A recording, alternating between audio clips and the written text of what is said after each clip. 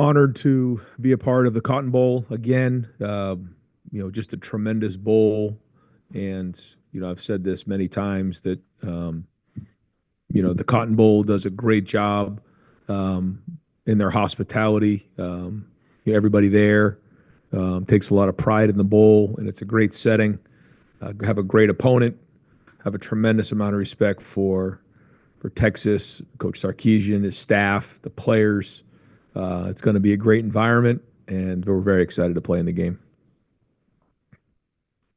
All right, Coach, your first question is going to come from Michael Cohen. Michael, please come off mute and ask your question. Hey Ryan, Michael Cohen from Fox Sports. Back when you were making the decision to give up play calling, you had talked about how it would afford you some opportunities late in the season to be involved in the team in other areas. Now that that time of the year has arrived, what are some areas that you think it's really benefited you and ways you've been able to get your hands on different parts of the program? Well, I actually think, this time of year in the playoffs, um, I've had more time to actually be part of the football during the season, a little less. But now that we've been in the playoffs, been able to step aside really, in terms of some of those other things and really get more involved with the football, which has been great. But certainly having Jim Knowles and Chip Kelly here allows me the opportunity to step away, be around the team, look at things that, certainly with a wider lens. And that's been very important this season.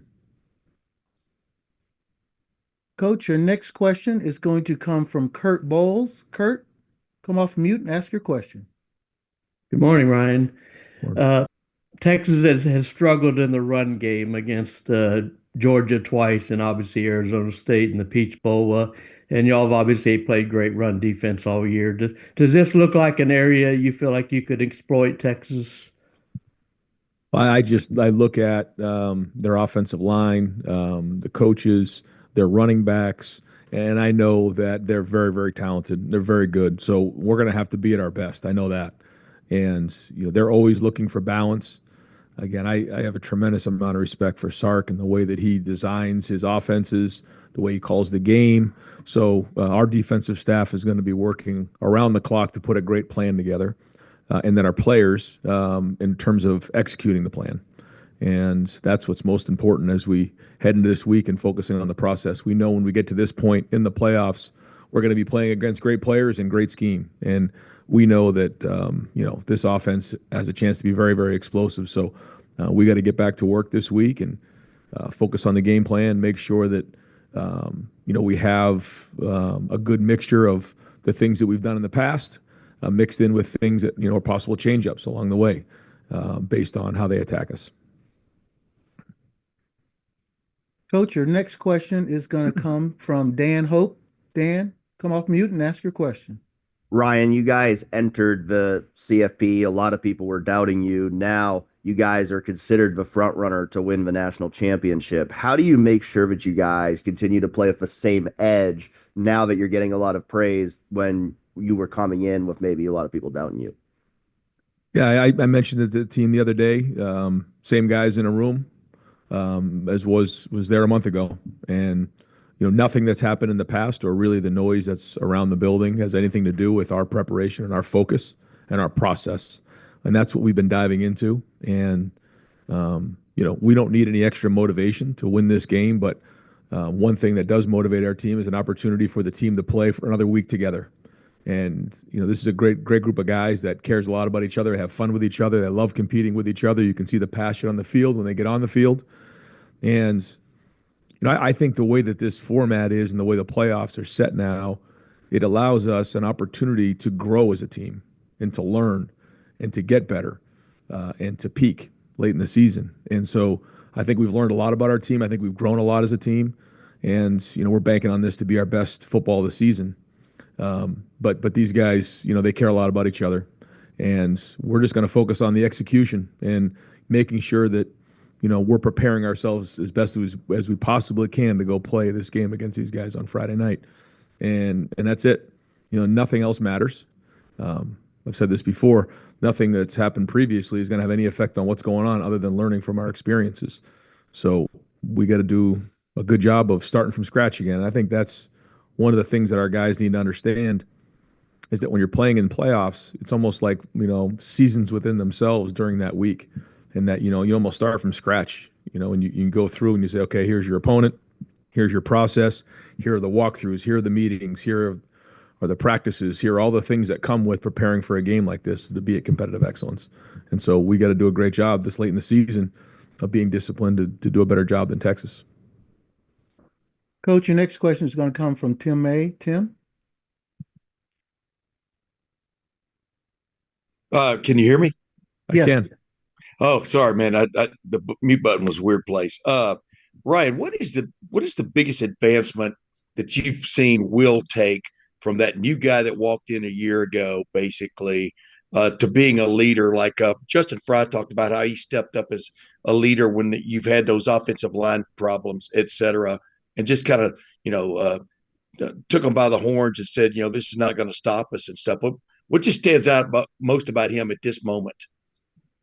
Well, I think even for somebody who's, experienced like he is and with his age, you Yeah. still, you're at a different school, you're in a different program, you're in a different offense. And playing within the offense and being here now for the number of games that he's played, he's learned a lot about himself, but he's also learned a lot of the offense. He's grown into the offense.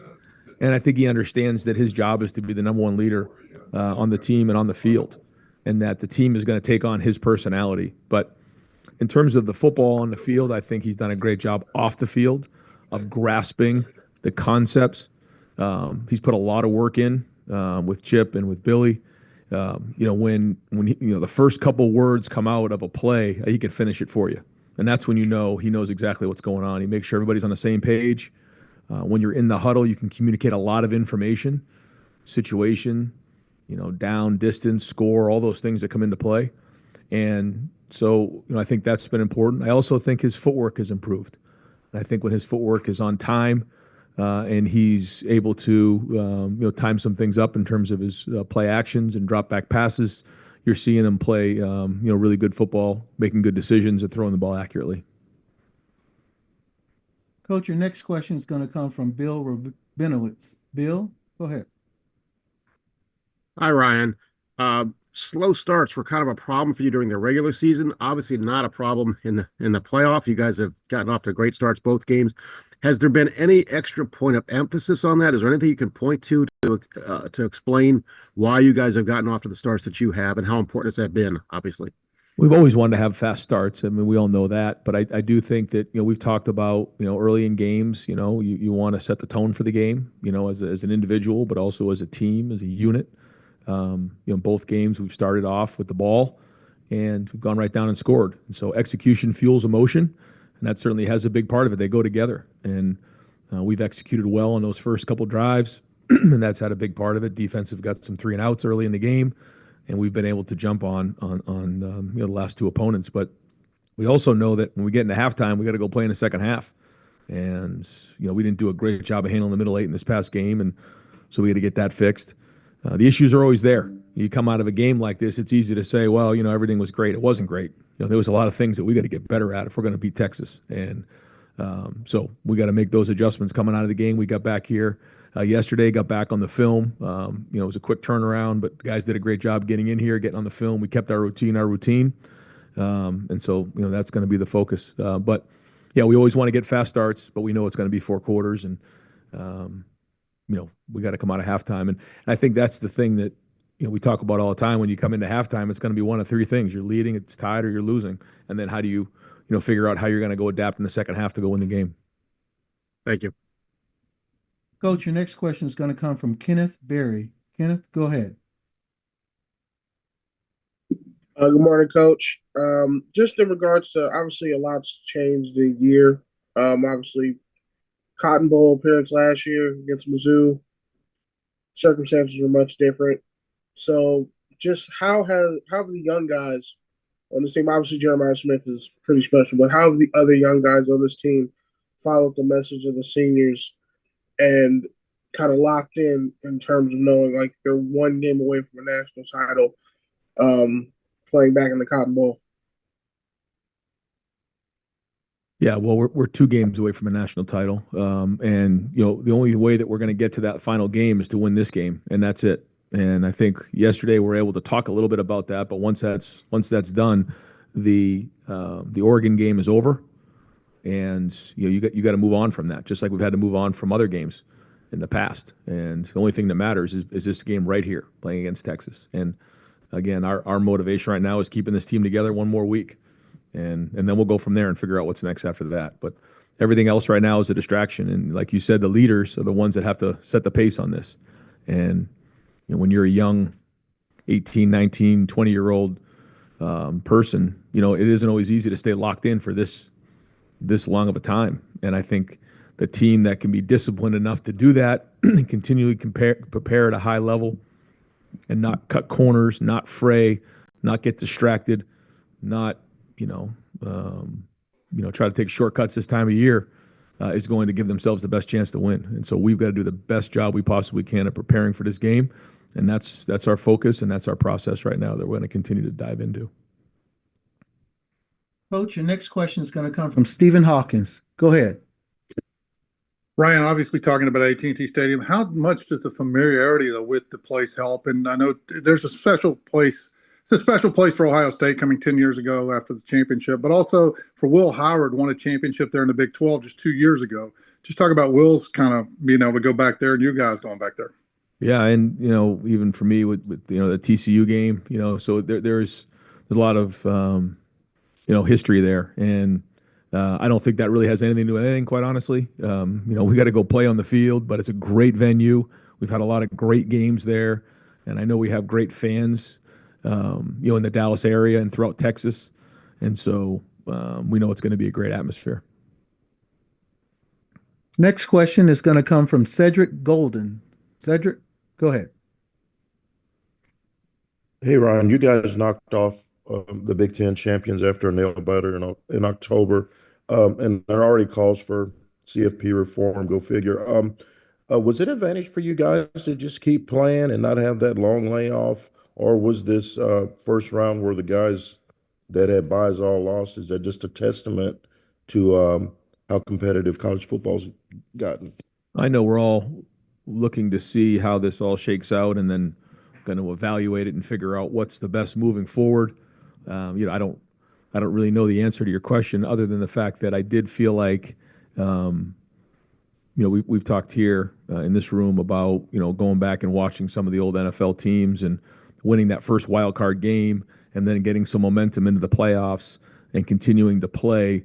There's been evidence of that throughout the NFL playoffs, because there really has never been a college football playoffs like this before. So you go back on things that you can best compare to.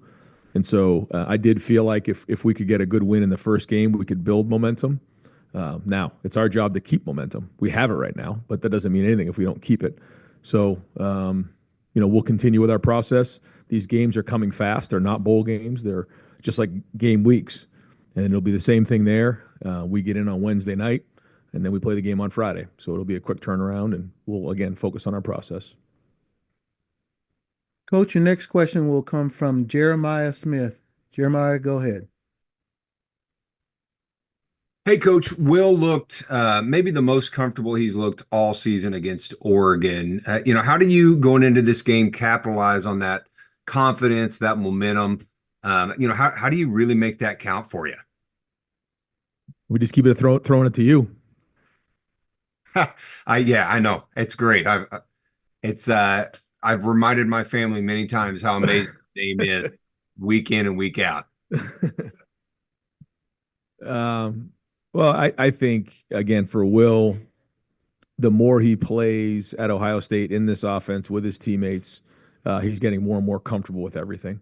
And you can say, well, he's played a lot of college football before, and he has. And you're seeing some of those things show up on the field. But just like anything else, you see guys who move from NFL team to NFL team. And sometimes it takes a while to get into the offense and understand it. It's like a language. And when you can understand it, like second nature, that's when you can play your best football. So, again, what does that mean moving forward? Nothing. He's got to go do it from the first snap all the way to the end. And, if you start, thinking back on good games, bad games, and start to think that that's going to affect this next one, you're dead wrong. So he's got to be the best leader on the field, but he also has some confidence right now going into this game, which, again, he's got to continue to build on. Coach, we have time for a couple more questions. One is from Hank South. Hank, go ahead. Hey Ryan, apologize if this was already asked, but obviously you have history with Quinn Ewers. You guys recruited him out of the high school ranks. What drew you to him then, and what impresses you about his game now? Well, he was one of the first eighth graders that I ever offered. He was in our camp here in the Woody, and I saw a young, he was a boy at the time, really, who just had a tremendous release.